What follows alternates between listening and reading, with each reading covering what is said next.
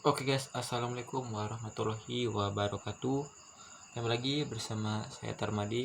Jadi di video kali ini saya akan membahas tentang hal yang harus dipersiapkan pada generasi Gen Z, yaitu umur dari 18 tahun ke atas, termasuk saya.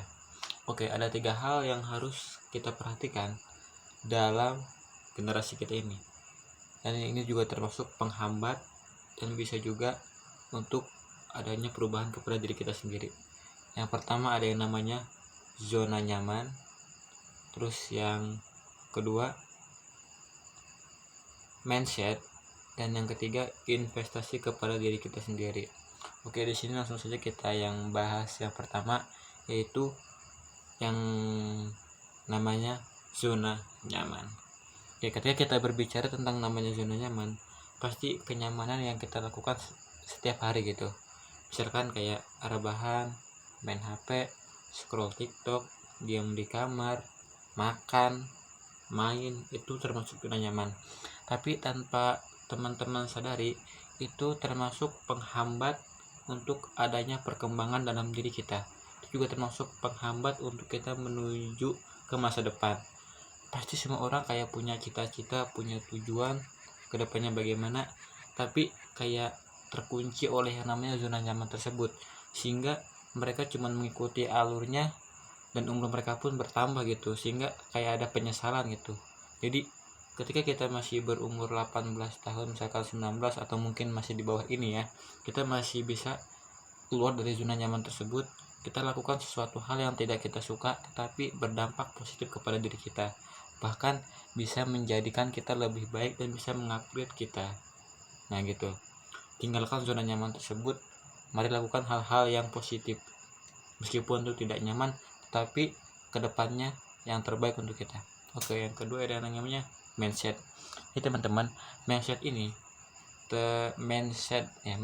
Jadi mindset ini termasuk kayak kekurangan diri, sehingga tidak adanya kepercayaan diri ketika ingin melakukan beberapa hal, misalkan melakukan suatu hal yang baru gitu kan. Nah, jadi ketika kalian punya mindset bahwa aku ini nggak bisa, aku ini banyak kekurangan, aku ini tidak punya kemampuan, sebenarnya manusia itu kan bisa berkembang, tergantung kepada diri kita sendiri gitu. Jadi ketika kalian punya mindset tersebut teman-teman, kalian ganti yang namanya tidak bisa diganti belum bisa. Jadi kata-kata belum itu kan kita belum belajar, kita belum nyoba gitu. Siapa tahu kita ahli di bidang tersebut, tapi gara-gara mindset kita seperti itu jadi terhalang gitu kan. Nah, selanjutnya ada yang namanya investasi. Kita bahas investasi, mungkin teman-teman tahunya investasi kripto, investasi saham, investasi bitcoin.